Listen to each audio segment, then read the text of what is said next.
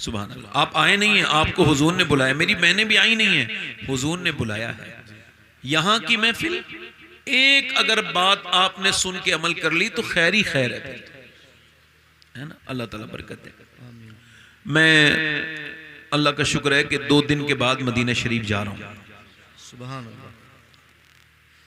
मैं अल्लाह का शुक्र है कि मदीना शरीफ 1 साल में 2 बार चला जाता हूँ, और इसमें कोई ख़ास बात नहीं। एक तो मेरी नीयत मदीने जाने की है, और दूसरी मैं पैसे से ज़्यादा मोहब्बत नहीं करता। नहीं समझे बात? कुछ लोग कहते हैं मदीने से बुलावा आएगा तो मदीने, अच्छा तो कचहरी से बुलावा आ रहा है, वहाँ से खूब रजिस्ट्रियाँ हो रही हैं, और मदीने से बुलावा नहीं आ रहा है।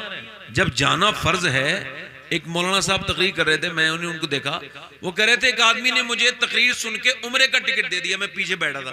मैं कह लगा यार मैं तो तुमको जानता हूं, तुम पे तो हज फर्ज हो चुका है जी बेशक, और तुम उम्रे की दुआएं। इंसान जब भिखारी हो ना, किसी दर्जे पे ही पहुंच जाए वो भिखारी रहता है, वो खर्च नहीं करेगा। हालांकि मेरे नबी फरमाते हैं हज और उम्रा ये ऐसे मोहताजी को खा जाते हैं जैसे दीमक लकड़ी को खा जाती है। वाह बेशक। अब वही बात है कि लंबी लंबी गाड़ियां खरीद ली, फिर वही बात मदीना दिखा दे, मदीना दिखा दे। यार मदीना वो देखता है जिसकी नियत होती है। याद रखें, नियत सच्ची कीजिए, इंशाअल्लाह बुलावा जरूर आएगा। इंशाअल्लाह, है ना, इंशाअल्लाह। हाँ, तो जिन पे हज फर्ज हो चुका है, ये ना समझे कि बूढ़े हो गए बच्चों की शादी हो जाए। ये कौन सा अकीदा है भाई, बच्चों की शादी हो जाए? आपका अकीदा ये हज कर लेंगे तो हज करेंगे तो बच्चों की शादी नहीं होगी? क्या अकीदा है आपका? आप क्या सोचते हैं आप मर जाएंगे तो बच्चों की शादी नहीं होगी? और आपने ये सोच कैसे लिया कि आप मक्के में मर जाएंगे या मदीने में? और यार सब नहीं मरते, जिस पे अल्लाह की मेहरबानी होती है वो मदीने में मरता है। वाह वाह, सुभान अल्लाह, बेशक सुभान अल्लाह। आप ये समझ रहे हैं कि आपके बच्चे अकेले रह जाएंगे? आपने क्या समझ लिया अपने आप को? वही तो बात है, बड़ी उल्टे सीधे जो है ना बातें दिमाग में रखे पड़े हैं। कुछ लोग अपनी औलाद को पालते हैं और कहते हैं ये बुढ़ापे मेरे काम आएगी। ले तो ये बता, जवानी का अल्लाह तेरा अल्लाह है तो बुढ़ापे का खुदा कौन है? ऐसी उम्मीदें ना बांधो जो जिल्लत की तरफ चले जाओ। वासिफ अली वासिफ फरमाते हैं, जो ये कहता है कि पैसा इकट्ठा करो, परेशानी होगी तो काम आएगा, तो अल्लाह उसको परेशानी देता है और कहता है ले तूने तैयारी कर ली थी, ये परेशानी भी ले ली। अपनी नियतें ठीक करें। पढ़ दूं 2-3 शेर? दोनों हाथ उठा के बोलो जरा, लब्बैक या रसूल अल्लाह, लब्बैक या रसूल अल्लाह। न जाने किसने मेरी ये नाज शरीफ कहीं पढ़ी होगी, मैंने आज मेरा हाशिम भाई कोई ख्याल नहीं था पढ़ने का। आप लोग माजरत चाहता हूँ, आप लोगों के पास ये कलाम होगा तो किसी ने सुन ली होगी तो सुना है तो पढ़ दूं जी, अता हो। मैं अल्हम्दुलिल्लाह इस नात को मदीने में शरीफ में बहुत बार पढ़ चुका हूँ जी, सुभान अल्लाह। क्या बताऊं कि क्या मदीना है। बहुत खूब, बहुत खूब, माशाअल्लाह, बहुत खूब, बहुत खूब। क्या बताऊं कि क्या मदीना है, क्या बताऊं, क्या बताऊं कि क्या मदीना है, क्या बताऊं, क्या बताऊं कि क्या मदीना है, क्या बताऊं कि क्या मदीना है। बस मेरा मोहता मदीना, बस मेरा मोहता मदीना है। वाह सुभान। मेरे साथ पढ़ो, बस मेरा मोहता मदीना है। और दुनिया वाली तो दर्द देते हैं, दुनिया वाली तो दर्द देते हैं, दर्द दिल के दवा ओए वाह वाह, सुभान अल्लाह। मेरे साथ पढ़ो, दर्द दिल की मदीना आप इतना पैसा दोगे तो मैं ज्यादा खुश नहीं होऊंगा, साथ में पढ़ोगे तो ज्यादा खुश होऊंगा। जोर से पढ़ो, बस मेरा मोदा ना है क्या बताऊं कि क्या मदीना है क्या बताऊं, और उसकी आँखों का नूर तो देखो, उसकी आँखों का नूर तो देखो, जिसका देखा हुआ मदीना, जिसका देखा मदीना है क्या बताऊं, पूरा मजमा पढ़े, क्या बताऊं। अब तो पढ़ते बहुत अच्छा है, मैं एक बार फिर पढ़वाता हूं, क्या बताऊं कि क्या बताऊं। सुभान अल्लाह, बहुत खूब। और मदीने जाना आसान है मगर पलटना बड़ा मुश्किल है। जी उसने कहा था गालिब ने कि दिल ही तो है न संगो खेश, दर्द से भर ना आए क्यों, रोएंगे हम हजार बार कोई हमें रुलाए क्यों। मेरे इमाम बरेली से बोले फिर के गली गली तबाह, ठोकरे सबकी खाए क्यों, दिल को जो अक्ल दे खुदा तो तेरी गली से जाए क्यों। सुभान अल्लाह, सुभान अल्लाह। मैंने अपनी आंखों से मदीना देखा तो एक ही अंदाजा किया है कि मदीना जन्नत है मगर जन्नतियों के लिए जन्नत है। जी बेशक, सबके लिए जन्नत नहीं है, वो जो तस्वीरें खींचते हैं, फोटो बनाते हैं, उनके लिए जन्नत नहीं है। शर्म आनी चाहिए लोगों को। उसको टूरिस्ट पैलेस बना दिया काबे को, काबे में जाके तस्वीरें, तौबा तौबा, वहां गुनाह याद आने चाहिए थे। वहां अपनी बीबियों के साथ तस्वीरें खींच के डालने वालों, तुम तो बेगैरत बन गए जाके वहां। जी बेशक, तुमने तो दिखावा कर दिया, तुमने तो बदतमीजी कर दी। तुम क्या मदीने गए हो। आला हजरत के भाई उस्ताद ज़मन अल्लामा हसन मदीने में चल रहे थे, मदीने के जंगल का कांटा पांव में लग गया, पुराने जमाने की बात है। उन्होंने कांटे को निकाला, निकालने के बाद शायर थे बहुत बड़े, कांटे को निकाला और चूमा और कहा ए खारे मदीना, पांव से क्या काम तुझे, आ मेरी जान मेरे दिल में है रास्ता तेरा। वाह वाह, सुभान अल्लाह। नारे तकबीर, नारे रिसालत, मसलके आला हजरत, बस्ती बस्ती करिया करिया। आप मदीना गए? बस्ती बस्ती करिया करिया, सैयद शबात हुसैन साहब किबला।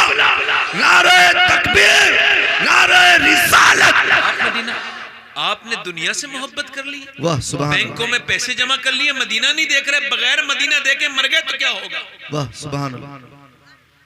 हुजूर ने फरमाया जिसने जिसने तुरबत की ज़ियारत की उस पे मेरी शफाअत वाजिब हो जाती है। हुजूर के मदीने में सुभान अल्लाह, उसका कोई तारीफ हो नहीं सकती है ना, मगर मदीने से पलटना बड़ा मुश्किल है। आला हजरत फरमाते हैं कि हो गया धक से कलेजा मेरा।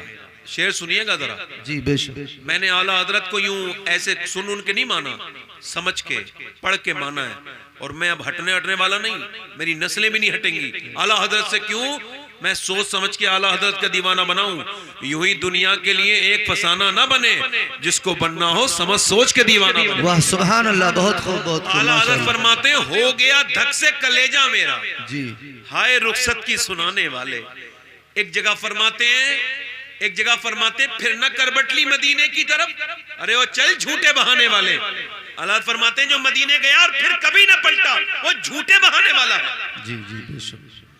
ले रजा सब चले मदीने को, मैं ना जाऊं, अरे खुदा ना करे, जानो दिल होश और खिरत, सब तो मदीने पहुंचे, तुम नहीं चलते रजा, सारा तो सामान गया। आला हज़रत मदीने में गुजर रहे हैं, वो इश्क का अंदाज तो देखो, मदीने में जा रहे हैं, कुत्ते ने कुछ मांग लिया, कुत्ते ने कुछ मांगा, कुत्ते को कोई अकल तो नहीं होती, मगर मेरे वालिद कहते थे कुत्ता मुकम्मल कंप्लीट फकीर होता है, बस झोली नहीं होती, दे दिया करो, जब आया करे तो दे दिया करो, उसे मारा तोड़ा ना करो, उसको कुछ दे दिया करो। आला हजरत ने गोश्त का टुकड़ा उसको दे दिया खरीद के, फिर रोने बैठ गए। अल्लामा जब आलत रोए तो उस वक्त में उस कुतुब मदीना ज़ियाउद्दीन मदनी रहमतुल्लाह अलैह करीब पहुंचे, कहा हुजूर कुत्ते को तो नवाज दिया गया, अब आंखों में आंसू क्यों हैं? तो अपनी नात का मक्ता कहा, पा रहे दिल भी न निकला, दिल से तोहफे में रजा, इन सगाने कू से इतनी जान प्यारी, वाह वाह। कहते अहमद रजा ये हिंदुस्तानी कुत्ता नहीं था, ये तो महबूब के मदीने का कुत्ता था। इसका हक गोश्त का टुकड़ा नहीं था, इसका हक ये था कि तू अपना दिल का टुकड़ा निकालता और इसको दे देता, तेरी जान चली जाती मगर महबूब के कुत्ते का हक अदा हो जाता। एक जगह फरमाते हैं खौफ है समय खराशी सगे तैबा का, वरना क्या याद नहीं नालो फुगा हमको। फरमाते हैं मुझे रोना तो आता है, मेरा दिल बहुत दुखाते हैं लोग, दिल करता है कि जब मदीने जाऊं तो खूब दहाड़े मार मार के रोऊं, मगर मैं आंसुओं से रोता हूं, मैं कभी जबान से नहीं रोता। कहा क्यों? कहा इस वजह से कहीं मेरी आवाज से मदीने के कुत्तों के कानों को तकलीफ ना हो जाए। बेशक बहुत खूब। मदीने जाओ तो बस हुजूर की बारगाह में जाना। हजरत अबू बकर शिबली मस्जिद नबी शरीफ में बैठे थे, एक जनाजा आया तो इन्होंने अपने कश से देख लिया बड़ा गुनहगार है, इन्होंने जनाजा नहीं पढ़ा, इस गुनहगार का जनाजा नहीं पढ़ा। जब ये बैठे थे इनको हल्की सी नींद आई, फिर उठे और उठ के उस जनाजे के कांधा दे रहे और उसका चारपाई को चूम रहे और जारो कतार रो रहे। किसी ने पूछा हुजूर पहले तो नमाजे जनाजा नहीं पढ़ी, बाद में जनाजे से इतनी मोहब्बत, आंखों में आंसू क्यों? कहने लगे अभी मेरी आंख लग गई तो हुजूर ख्वाब में आए, पर मैंने हुजूर ने पूछा तूने नमाजे जनाजा क्यों नहीं पढ़ी? मैंने अर्ज की हुजूर गुनहगार था, बदकार था, मेरे नबी ने फरमाया तूने गुनहगार देख लिया, ये नहीं देखा आया कहाँ था, आया किस सरकार में था, आया किस रहमत आलम के दरवाजे था। जब उसकी नमाजे जनाजा पढ़ लेता अल्लाह ने उसकी बख्शी।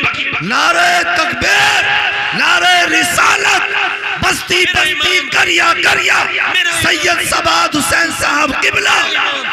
मेरा इमाम कहता है मुजरिम बुलाए आए हैं, जाऊ का है गवाह। मदीने जाओ तो मेरे जैसे किसी गुलाम को साथ लेके जाओ, ताकि तुमको दिखाए मदीना क्या है। तुमने तो पैसे के जोर में जाकर के मदीने में बदतमीजियां की, तुमको क्या पता मदीना, कभी खाने में लग गए, कभी बाजारों में चले गए, तुमने मदीना ही नहीं देखा। मेरा इमाम कहता है मुजरिम बुलाए आए हैं, जाऊ का है गवाह, फिर रद्द हो कभी ये शान करीमों के घर की है सरकार, हम गवारों में तर्ज अदब कहां, हमको तो बस तमीज यही भीख भर की है और मांगेंगे मांगे जाएंगे, मुंह मांगी पाएंगे, सरकार में न ला है न हाजत अगर की है। आज तक मदीने से कोई आने वाला ये कहता हुआ नहीं लौटा कि आमना के लाल के दर पे मांगा था अल्लाह ने दिया दिया। वाह वाह सुभान अल्लाह, बेशक सुभान अल्लाह, माशाअल्लाह बहुत खूब। कोई जाए भी तो मदीना जी। ये मेरी बात उन उम्रा करने वालों तक पहुंचाओ जो उम्रा तो करने जानते हैं मगर मदीने का अदब नहीं जानते, उनको पता नहीं काबे का अदब क्या है। कभी गौसुल आजम मक्के में चल रहे हैं तो कंकरी उठा के बाबू सलाम की तरफ की चूमते हैं, तो किसी ने पूछा शेख अब्दुल कादिर ये आप मदीने के मक्के के आप कंकर क्यों चूमते हैं? फरमाने लगे 53 साल मेरे नाना इसमें चले हैं, क्या पता कौन से कंकर को पत्थर को मेरे नाना के पांव से निस्बत। वाह वाह सुभान। मेरा इमाम बोला हरम की जमीन और कदम रख के चलना, वाह बेशक। अरे सर का मौका है हो जाने वाले। मैं भी जाने कहां से कहां निकल गया, तकरीर क्या कर रहा था, वही बात पढ़ रहा था। मदीने से लौटना मुश्किल है मगर अच्छा निकला, जोर से बोलो सुभान अल्लाह, सुभान अल्लाह, बेशक। हुजूर की मोहब्बत में निकला, अच्छा निकला जी। मदीने से लौटना मुश्किल है ना, तो जरा मेरे साथ पढ़ो, बस मेरा मोदा और उठ के जाऊं कहां मदीने से, उठ के जाऊं कहां मदीने से, क्या कोई दूसरा मदीना है, क्या कोई दूसरा आखिरी शेर पढ़ता हूँ, साथ में पढ़ना। जिसका दिल फिदा हो हुजूर के ऊपर मेरे साथ पढ़ेगा। दिल फिदा है मदीने वाले पर, दिल फिदा है मदीने वाले, मेरा दिल फिदा है मदीने वाले पर, दिल मुनव्वर मेरा मदीना है, दिल मुनव्वर मेरा मदीना है। अल्लाह आपको किसी का मोहताज न करे, आमीन आमीन आमीन सुम्मा आमीन। अल्लाह हम सबको मदीना दिखाए आमीन और बार बार दिखाए। आमीन। मेरा इमाम कहता है संगे दरे हुजूर से हमको खुदा न सब्र दे, आए है जाना है सर को जा चुके दिल को करार दे। अल्लाह को खुशियां। मेरी तकरीर शुरू रही, इको कम कर दें। आपका माइक बहुत अच्छा है, मेरी आवाज ही खराब है, मैं सही बता रहा हूँ आपको। आप इसका इको कम कर दें भाई। माइक अच्छा इस वजह से कि माइक से कोई हिसाब क़यामत के दिन नहीं होगा। बिल्कुल ठीक फरमा रहे थे मुफ्ती साहब। ये बात मैं भी आपसे अर्ज करता हूँ कि याद रखें, जब हजरत अबू हुरैरा से सवाल हुआ कि आप ये बताइए क़यामत के दिन सबसे पहले हिसाब किससे होगा, तो वो रोने लगे और कैफियत ये बन गई कि चेहरा कभी सुर्ख होता था, कभी पीला होता था। तो पूछा ये रोते क्यों है इतना? कहने लगे सबसे पहले उलमा से हिसाब होगा, सबसे होगा हिसाब। ये तो ये पीरों का अल्लाह भला करे जिन्होंने फ्री में हमें जन्नतें बांटी हैं। मुझे तो उनकी खुद की जन्नत पे भी शक है, बुरा ना मानिएगा जी बेशक। माफ कीजिएगा, मुझे मादरत के साथ अर्ज कर रहा हूं, चूंकि हमारे मशाइख ने, हमके बुजुर्गों ने ये सिखाया। हजरत अबू बकर सिद्दीक फरमाते हैं यूं दो कश्तियों में सवार होने वाला डूब जाता है, मगर फरमाते हैं आप आखिरत के मामले में दो ही कश्तियों पे सवार हो, एक तो खौफ की कश्ती है और एक अल्लाह की रहमत की कश्ती है। बेशक ठीक जी हक। अब मैं अपनी तकरीर शुरू कर रहा हूं, बड़े ध्यान देके आप मेरी बात को, इसका इको कम करें, आवाज नॉर्मल करें। बहुत अच्छा माइक है, अल्लाह आपको बरकत दे। आमीन। तकरीर मेरी बहनें बैठी हैं, आप भी बैठे हैं। मैं शुरू कर रहा हूं यहां से कि 90% लोगों की ये शिकायत है इस वक्त हिंदुस्तान में कि उनके बच्चे उनका कहना नहीं मानते, नहीं मानते। ठीक, और अब ये शिकायत और बढ़ेगी, ये शिकायत कम नहीं होगी। उसकी वजह यह है, मेरी तरफ देखें, इमाम मोहम्मद गजाली फरमाते हैं कि जब बकरी का बच्चा पैदा होता है, भैंस का, तो काबिल होता है, पढ़ा लिखा इतना होता है कि पहचान जाता है मेरी मां कौन है, 5 मिनट में दूध पीने लगता। मगर इंसान का बच्चा अशरफुल मखलूकात है, मगर फिर भी जो प्यार देगा उसे ही मां समझेगा। जी बेशक। नहीं समझ रहे बात को? मेरी बहनें मेरी बात पर खास तौर से ध्यान दें।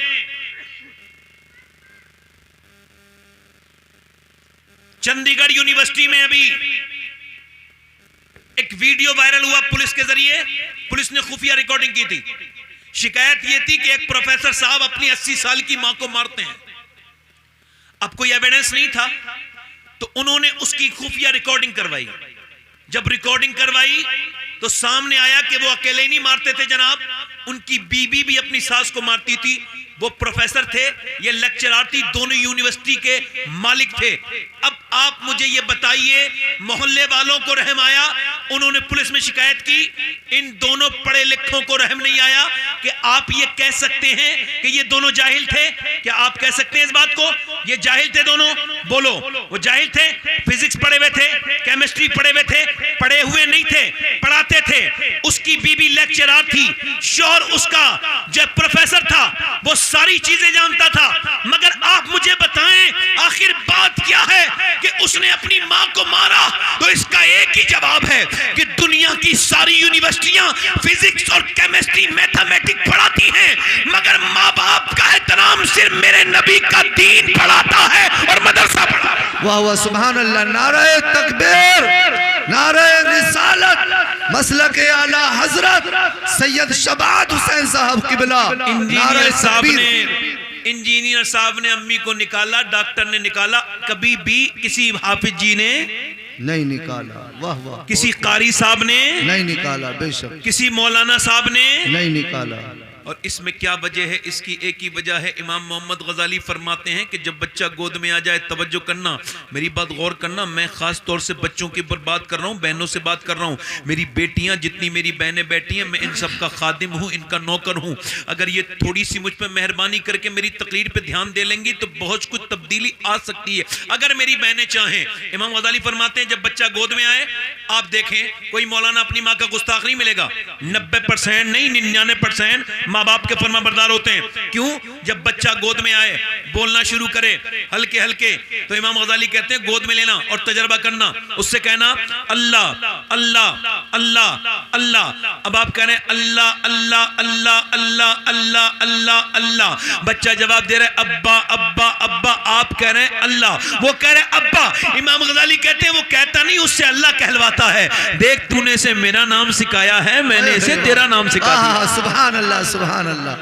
बहुत खूब माशाअल्लाह जी। अभी एक बच्चा पागल हो गया, ये मेरी बहनें सुन लें, और ये खास तौर से तकरीर है उन औरतों के लिए जो एकदम बात बात पे अपने बच्चों को मोबाइल देती हैं। ध्यान से सुन, ध्यान से सुन लें। अब ये कोई तकरीर नहीं हो रही है, मशवरा दिया जा रहा है। इस पर रिसर्च हो चुकी है। जैसे डेंगू एक बीमारी थी, उसका इलाज बन गया, जैसे कोरोना एक बीमारी थी तो उसका इलाज बन गया, ऐसे ही मिसाल के तौर पर ये मोबाइल है मेरा, ये मोबाइल मैं दिखा नहीं रहा हूं, किसी दूसरे का भी दिखा सकता हूं। कोई ऐसा नहीं कि मैं मोबाइल का अपना शो कर रहा हूं, ऐसे करके दिखा रहा हूं। कोई भी मोबाइल है A to Z, इसका मैं मालिक हूं, इसका मैं मालिक हूं नहीं। अब थोड़ी देर के बाद मैं ऐसा हो जाए, ये मोबाइल के बगैर मुझे चैन ही ना हो, ये मोबाइल के बगैर मुझे सुकून ना पड़े, मैं इसको हर वक्त देखता रहूं, 8 घंटे देखूं, 9 घंटे देखूं, और मेरा स्क्रीन टाइम और बढ़ जाए, तो अब प्रॉपर मैं इसका मालिक नहीं हुआ, ये मेरा मालिक हो गया, और अब ये एक बीमारी है। जी जी बेशक हक है। यूरोप में बाकायदा अलग वार्ड बन गए मोबाइल के बीमारों के, और हम इसको अभी तक मजाक समझ रहे हैं। हम समझ रहे हैं कंज्यूम करनी है अपनी 2GB 3GB। जी अरे मोबाइल ने सोचने की आदत छीन ली लोगों से। जी बेशक। सोचने की कोई सोचता है? हम क्यों? चुके उसके पास ये खिलौना। थोड़ा सा भाई इसका गूंज और कम करें, गूंज बड़ा अच्छा माइक है माशाल्लाह, गूंज कम करें। इधर मेरी तरफ देखें जी, मेरी तरफ देखें। अब आप मोबाइल लगातार देख रहे हैं। अब एक बच्चा है कर्नाटक में, एक बच्चा पागल हो गया, उसको न्यूरो सर्जन के पास लेके गए, साइकेट्रिस्ट के पास लेके गए, तो उसने जब उसका चेकअप किया, उसका दिमाग खराब हो चुका था, वो तवाज़ुन खो बैठा था। बच्चा था 6 साल का, बड़ा खूबसूरत बच्चा, मगर वो रोता था। उससे पूछा डॉक्टर ने तेरी माँ कहाँ है? कहने लगा मोबाइल के अंदर है। तेरे बाप कहाँ है? मोबाइल के अंदर है। माँ रो रही है, हाय मेरा बेटा, मेरे प्यारे बेटे, मैं तेरी माँ हूं। वो कह रहा नहीं नहीं, तू मेरी माँ नहीं है, याद रखना कहीं तुम्हारे बच्चे की जिंदगी में ऐसा ना हो जाए, तू मेरी माँ नहीं है, मेरी माँ मोबाइल के अंदर है। बच्चा कह रहा है नहीं नहीं, बाप कह रहा है मैं तेरा बाप हूं। कहा नहीं, तुम कौन हो? मेरा बाप तो मोबाइल के अंदर है। बच्चों में, ये दिल्ली में एक स्कूल में रिसर्च हुआ, बच्चों से पूछा गया क्या बनना चाहते हो, तो 51वां बच्चा बोला मैं मोबाइल फोन बनना चाहता हूं। मास्टर ने पूछा क्यों? रो के बोला न अम्मी ध्यान देती हैं न अब्बा ध्यान देते हैं, पूरे दिन मोबाइल में लगे रहते हैं, मुझसे कोई बात नहीं करता, मैं बड़े होके मोबाइल बन जाऊंगा तो कम से कम अब्बा मुझे वक्त तो देंगे, मुझसे बात तो करेंगे। घर में आया, फेसबुक का गुलाम, फेसबुक चलाने लगा। सोच, जिनके औलाद नहीं है, जब औलाद बंदा घर पहुंचता है थका हुआ आदमी, और जब बच्चे बाप बाप कह के, अब्बा अब्बा कह के, जब पापा पापा कह के बच्चे जब चिपटते हैं, और सारी थकान उनको देख करके बाप कितना भी थका हुआ हो, जब बच्चे आके चिपटते हैं सारी थकान, बीमार हो तो बिल्कुल ठीक हो जाता है बच्चों को देख के। अरे इन जाहिलों को क्या पता जो वीडियो गेम बच्चों के सामने खेल रहे हैं, यूट्यूब के गुलाम, इंस्टाग्राम के गुलाम, ये फेसबुक के गुलाम, अपने बच्चों को जो गोद में नहीं लेते, अपने बच्चों को जो सीने पे बिठाल के खिलाते नहीं, इनको क्या पता जब बच्चे बाप के सीने पे कूदते हैं तो दिल को कितना सुकून पहुंचता है। इनको क्या पता, उस जाहिल औरत को क्या पता कि जिसका बच्चा रोया तो उसने मोबाइल दे दिया। इस पर कैम्ब्रिज ने रिसर्च किया। कैम्ब्रिज बहुत बड़ी यूनिवर्सिटी है, उन्होंने रिसर्च करके बताया कि अब बच्चे आगे आने वाले वक्तों में अपने माँ बाप के शदीद मुखालिफ हो जाएंगे, बल्कि पहचानने सब तक इनकार कर देंगे। चूंकि बच्चों का जो वक्त है माँ बाप का, वो मोबाइल को दिया जा रहा है। जैसे ही बच्चा रोया, कभी जानवर का बच्चा अपनी माँ के लिए नहीं रोता, मगर इंसान का बच्चा रोता है। और जितने बच्चे ये डकैत बने हैं, डाकू बने हैं, इन पर रिसर्च हुआ तो पता चला ये सारे वो लुटेरे हैं जो बचपन में रोते थे। इनकी माँ बाप ने इनको प्यार नहीं दिया, जब प्यार दिया नहीं तो प्यार इन्होंने जमाने को भी नहीं दिया। अब कोई चोर से कह रहा है मेरी चोरी मत करो, मेरे पास यही पैसा है, वो कहता है मैं नहीं जानता रहम किसे कहते हैं, क्योंकि बचपन में मेरे ऊपर रहम नहीं हुआ। रहम के साए में बच्चा पलता है तो उसके दिल में रहम आता है। माँ बाप उसको गोद में उठाते हैं, प्यार करते हैं, मगर माँ बाप बेवकूफ हो गए। अब मुझे बताइए कि जब बच्चे को तूने जिसके हवाले करना था कर दिया, बच्चा बिल्कुल कोरा कागज था, अगर तू उसे नमाजी बनाती तो बन जाता। तू अगर उसे आला हजरत सैयदी आला हजरत रदी अल्लाह तआला अन्हु फरमाते हैं, जब बच्चा पैदा हो और पहली बार माँ अपने बच्चे को फर्स्ट टाइम फीडिंग कराए, पहली बार दूध पिलाए, दूध पिलाते पिलाते अगर वो नबी पाक पर दुरूद भी पढ़ दे तो अल्लाह तबारक व तआला उसके बच्चे को आशिक़े रसूल बना देता है। उस दुरूद की बरकत से कोई बड़ा काम तो नहीं हुआ, मगर मेरी बहनों ने गाने सुनाने शुरू कर दिए। बच्चा रोया, मोबाइल दे दिया है, बच्चे बर्बाद। ये मुआशरा बर्बाद होता चला जा रहा है। बच्चों की जिंदगियों के साथ खेलने वालों, तुम भी बर्बाद होगे, बगैर बचोगे नहीं, क्योंकि अल्लाह ने तुम्हें औलादे दी, तुमने उन्हें मोबाइल दे दिए। याद रखो, सैयदा उम्मे सलमा फरमाती है, उम्मुल मोमिनीन, के मदीने में औरतें अपने अपने बच्चों को अरबी की लोरियां सुनाती थी। हमने देखा था मदीने की और औरतें अपने बच्चों को लोरियां सुनाती थी, मगर मदीने में एक ऐसी भी औरत थी, एक ऐसी भी अजीमुशान खातून थी, जिसने अपने बच्चों को कभी लोरी नहीं सुनाई। जब भी सुनाया, कुरान सुनाया। वो चक्की चलाती थी, कुरान सुनाती थी। वो झाड़ू लगाती थी, कुरान सुनाती थी। वो रोटियां बनाते बनाते कुरान सुनाती थी। जो अपने बच्चे को सुलाती थी, बेटों को, तो कुरान सुना सुना के सुलाती थी। और जब उसका बच्चा बड़ा हुआ तो उसने करबला के मैदान में जाकर अपने सर कटने के बाद नेज़े पे चढ़ के कुरान पढ़ के ऐलान कर दिया, अगर माँ बचपन में कुरान सुनाए तो बेटा शहीद हो जाता है, मगर कुरान नहीं भूलता। कुरान नारे तकबीर, नारे रिसालत, इश्को मोहब्बत, इश्को मोहब्बत, बस्ती बस्ती करिया करिया, नारे तकबीर, नारे रिसालत, मसलके आला हजरत। सुभान अल्लाह, माशाअल्लाह। ये तकरीर नहीं हो रही है, ना ना तकरीर नहीं है, ये मशवरा है जी, मशवरा है। तुम्हारे बच्चों के हाथ में मोबाइल है, छोटे छोटे, छीन लो। थोड़ी देर रोएंगे, एक दिन रोएंगे, 2 दिन, उनके सामने जब तुम नहीं चलाओगे, यही शिकायत लेके आते हैं लोग मुझसे, सैयद साहब दुआ कर दे, मेरा बच्चा मोबाइल नहीं छोड़ता। मैं क्या लगा, भाई साहब बच्चा कैसे छोड़ेगा? उसने अब्बा के हाथ में भी देखा, अम्मी के हाथ में भी देखा, चचा के हाथ में भी देखा, खाला ने भी मोबाइल दिया। है अफसोस, बच्चा किससे दीन ले, सबने तो मोबाइल ही दिया। जी बेशक, कोई तो दे देता। इमाम मोहम्मद गजाली फरमाते हैं कि जिसका दिल जितना साफ होता है वो उतना ही कुरान पढ़ता है। जी बेशक। आज पूछना चाहता हूं, जो कुरान पढ़े लिखे लोग हैं, आखिर बात क्या है कि फेसबुक तो 2 घंटे देखने में घबराहट नहीं होती, और कुरान का सिपारा 25-30 मिनट में अगर हाफिज है बंदा ख़त्म कर देगा। क्या बात है जो तौफीक नहीं होती, क्या बात है। मुझे तो ये दौर सख्त लगता है मेरे भाइयों, बहुत सख्त लगता है। बिल्कुल सही बता रहा हूँ।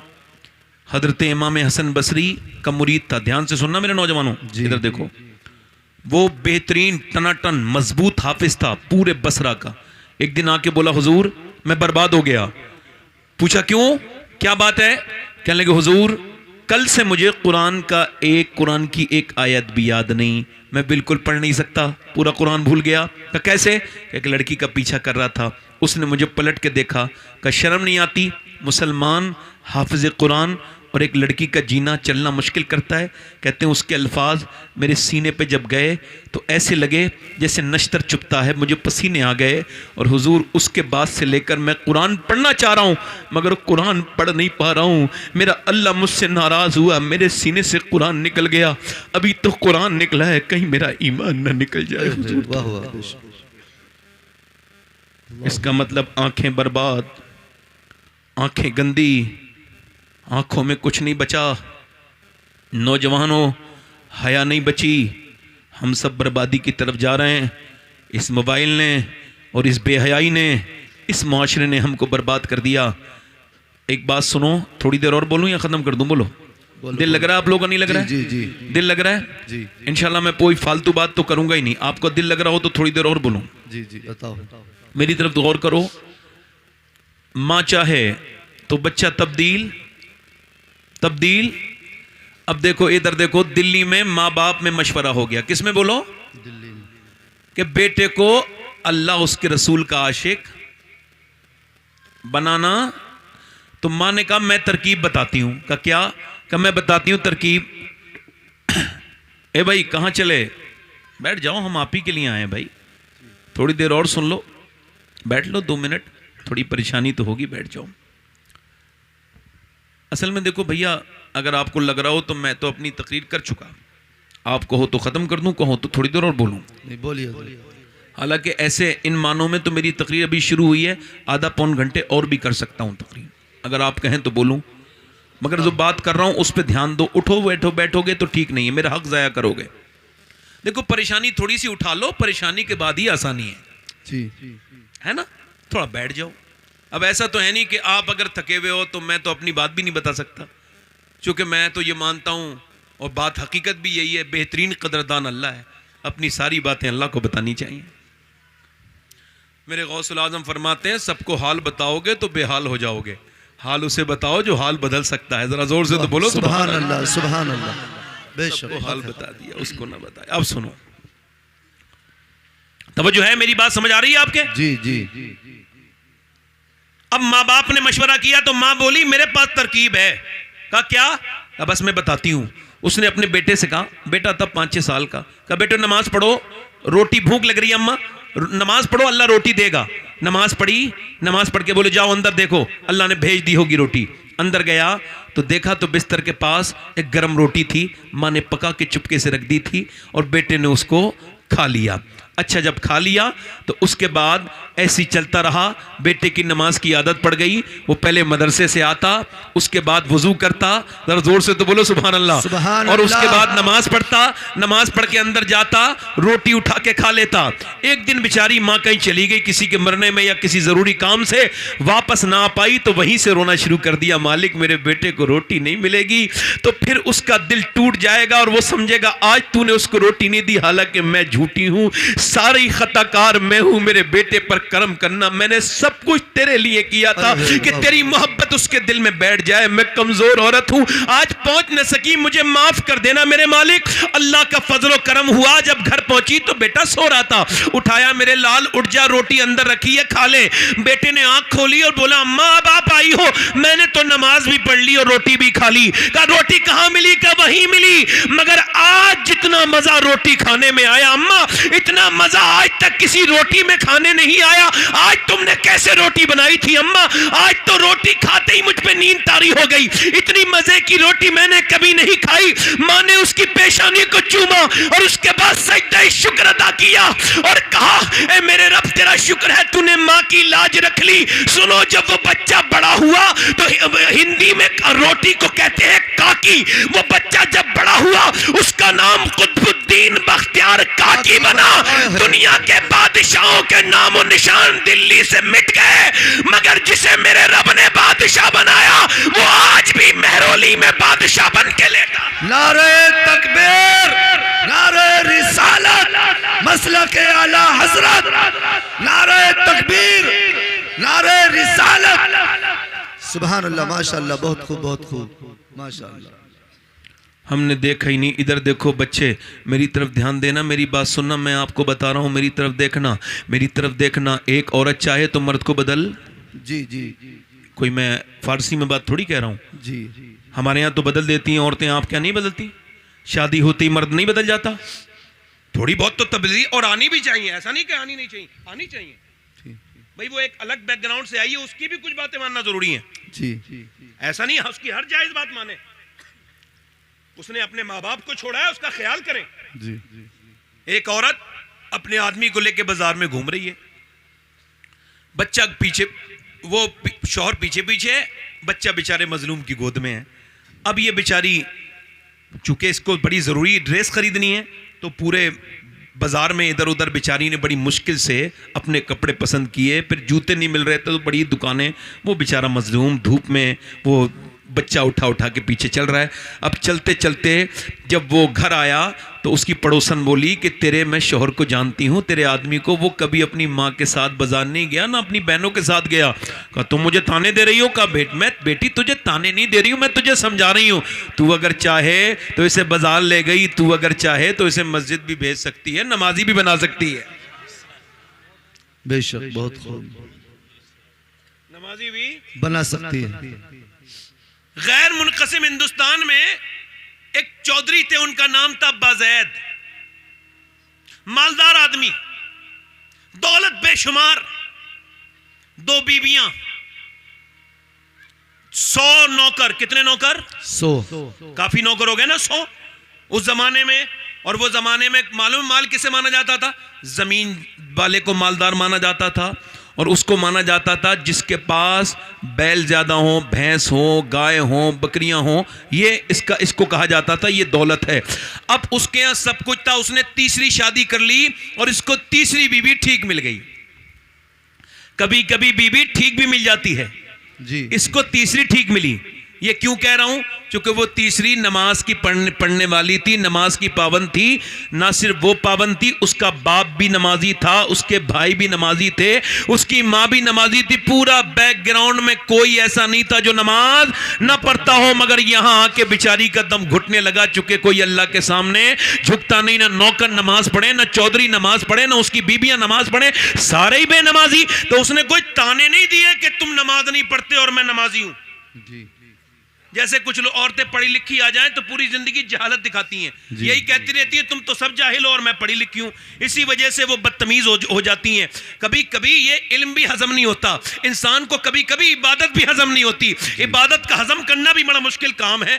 अब बताइए मैं उस आलिम के बारे में क्या जवाब दूं जो है तो बेचारा आलम मगर अपना तकब्बुर ही ठीक नहीं कर पाया। जो अपना इलाज ना कर पाया वो दूसरों का इलाज क्या करेगा? जी जी, हक है, बेशक। आप समझ मेरी बात आ रही नहीं आ रही? जी जी। अब देखिए उसने क्या कहा कि देखा कि अब उसने ये नहीं कहा कि मैं नमाजी हूं और तुम नमाज नहीं पढ़ते, ताने नहीं दिए, झगड़े लड़ाइयां नहीं की। मैं अपने इलाके में तकरीर करता हूं तो एक बात का तो भाई देखो हाशिम भाई फायदा होता है, वो फायदा ये कि समझाना ज्यादा नहीं पड़ता। जी। माशाल्लाह सब लोग समझते अच्छा है। जी जी, बेशक। है ना? चूंकि हमारी एक साहब कह रहे थे भाई आप ही की तरफ के मुकर्रिर ज्यादा क्यों होते हैं, तो मैंने कहा हमारे यहाँ की दोनों जबानें एक ही हैं। हम घरों में ही वही बोलते हैं और महफिलों में वही बोलते हैं। बाकी हिंदुस्तान में सब जगह 2 जबानें हैं। जी, बेशक। अब एक ही जबान पे लोगों को जो है वो कमांड है, उन पे इख्तियार है। इस वजह से अल्हम्दुलिल्लाह जबानें अच्छी हैं और ये हमारे बुजुर्गों का फैज़ है। हमारे यहाँ पर खाली खतीबी नहीं है, हमारे यहाँ वली भी बहुत बड़े बड़े अल्हम्दुलिल्लाह। बेशक, सुभान अल्लाह। तो उसने ये नहीं कहा, इधर देखें, ये नहीं कहा कि तुम नमाज नहीं पढ़ते। उसने सोचा कि नमाजी कैसे बनाना है। अच्छा उसने दिमाग लगाया, बहुत अच्छा दिमाग लगाया।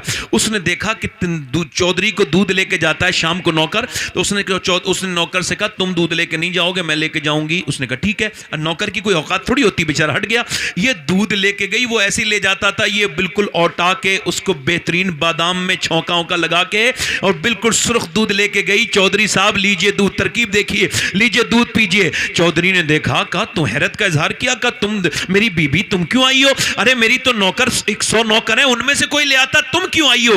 कहने लगी बात ये मेरा ज्यादा हक बनता है, मेरे हुजूर ने इरशाद फरमाया है कि अगर मैं मखलूक में किसी को इजाजत देता कि वो मखलूक को सजदा करे तो मैं बीबी को इजाजत देता कि वो अपने शोहर का सजदा करे। लिहाजा अब आपका मर्तबा तो बहुत ही बड़ा है ना, तो अब मैं आपके लिए इस वजह से दूध लेके आई हूं, आप पीजिए, मेरा हक ना छीनिए मुझसे। उसने दूध पी लिया तो इसने फिर अगली फरमाइश की कि मैं आपके पाँव भी दबाना चाहती हूँ। कहा क्यों? मैं अपने गांव में अपने घर पे अपने अब्बा के दबाती थी, अब चूंकि आप मेरे सरताज हैं तो पाँव दबाने दीजिए। अच्छा, पाँव उसने दबाई, ये जानती भी थी दबाना। कुछ लोग जब दबाते हैं तो दर्द कर देते हैं, कुछ लोगों को पॉइंट पता होते हैं। उसने पाँव दबाने शुरू किया और उन पॉइंटों को छेड़ा जिससे सुकून होता है। ये सुकून के साथ इसको नींद आने लगी। जब वो सोने लगा, ये आगे बढ़ के बोली, चौधरी सो रहे हो, आपको नींद आ रही है, मैं भी जा रही हूं, मगर अगर आपको बुरा ना लगे तो सुबह फजर की नमाज में उठा दूं। वाह वाह, सुभान अल्लाह, वाह क्या अदा है। अब एक तो चौधरी जी, दूसरा मर्द जी तीसरा मालदार, जी तीन अलामात गुरूर घमंड की इसके अंदर। जी जी बेशक। तू मुझे समझाएगी, बेइज्जती कर दी। अच्छा, ये बात कब बदलोगे आप? जो गाली बके वो इज्जत वाला है या जो गाली सुन के सब्र कर ले वो इज्जत वाला है? आपकी नजर में कौन है? और हमारे यहां क्या है? जो सुन ले वो उसकी बेइज्जती हो गई। जब कोई मुझसे टेलीफोन पे या ऐसे वैसे बदतमीजी करता है, कभी ऐसे तो करता नहीं कोई, मगर कुछ ऐसे लोग हैं, कुछ पीर लोग मेरे खिलाफ हो गए हैं तो वो अपने मुरीदों से करवाते हैं, तो जब बदतमीजी करते हैं तो मैं जवाब नहीं देता। मैं कहता हूं देखो भाई शबात हुसैन, तुमने जवाब नहीं देना है, ये तुमको अपने मेयार पे लाना चाहता है, ये जितना घटिया है गाली देके तुम्हें भी वहीं लाना चाहता है, तो तुमने जवाब इसकी तरह, कुत्ता जब काटे तो कुत्ते के काटा नहीं जाता, सब्र किया जाता है। सब्र कर लो, गुस्से पीने वाले अल्लाह को पसंद है, सब्र कर लो, थोड़ा सब्र कर जाओ। और यार ये उल्टी बात क्या कर दी, जिसने गाली दी वो इज्जत वाला है, जिसने सुन ली उसकी बेइज्जती हो गई। ये कौन सी बदतमीजी आपने नया ये रिवाज, आज से ये बदलो और ये कहो जिसने गाली दी वो बेइज्जता है, जिसने सुन ली वो इज्जत वाला है। क्योंकि अल्लाह ने उस अबू जहल को इज्जत नहीं दी जो गालियां देता था, अल्लाह ने उस बिलाल हबशी को इज्जत दी है जो गालियां सुन के भी अल्लाह का जिक्र करता था, जवाब नहीं देता। सुभान अल्लाह, माशाअल्लाह, बहुत खूब, बहुत खूब, बेशक हक है। उल्टा ही बना दिया साहब, जो बदतमीजी करे वो इज्जत वाला है। और मेरी तरफ तवज्जो करो, वो चली गई मगर दूसरे दिन फिर आई, पलटी नहीं, हिम्मत नहीं हारी, हिम्मत नहीं हारी। चली गई, जाने के बाद फिर बोली हुजूर दूध, दूसरे दिन का फिर तुम आ गई, तुमको खबर नहीं, फिर नमाज के लिए कहोगी। का चौधरी नमाज के लिए मैं देखती हूँ, फिलहाल आप दूध तो पीजिए, मेरा हक तो न छीनिए। उसने इतने प्यार से बात की, उसने नजर नजर में ही ऐसे भले सुखन कहे, मैंने तो उसके पाँव में सारा कलाम रख दिया। उसने उसके हाथ में दिया, लीजिए चौधरी साहब दूध पीजिए। अच्छा, उसने दूध ले लिया, अच्छा पी गया, फिर उसको पाँव भी याद आ रहे थे, कल अच्छे दबाए थे। ये बैठ गई तो पाँव दबाए तो इसने मना नहीं किया, दबाती रही। चौधरी मोटे ताजी थे, खर्राटे शुरू हुए, फिर आगे बढ़ के बोली, चौधरी आपको नींद आ रही है, मैं भी जा रही हूँ। देखो बुरा ना मानिएगा और गुस्सा ना कीजिएगा, जलाल ना कीजिएगा, अगर बुरा ना माने फजर में उठा दूँ। चौधरी ने देखा आओ न ताओ, बैठी थी बेचारी, जोर से लात मारी तो उसका मुंह उसके पाए में लगा, और जब पाए में मुंह लगा तो होठ फट गया, मुंह से खून नीचे को गिरने लगा, आंखों से आंसू आए, मगर एक लफ्ज़ नहीं कहा। दूसरी लात मारी, नीचे गिरा दिया, और उसके बाद बर्तन उठाए। एक लफ्ज़ तो कह देती, एक तो बार कह देती, मैं नमाजी के लिए कह रही हूँ, तू मुझको मार रहा है। ना जाने कितनी नेक बेटी थी वो, और उसकी माँ कितनी नेक होगी, और उसका बाप कितना नेक होगा, वो घराना कितना नेक होगा जिसमें ऐसी बेटी की परवरिश हुई। चली गई मगर रास्ता नहीं बदला, आती रही जाती रही आती रही।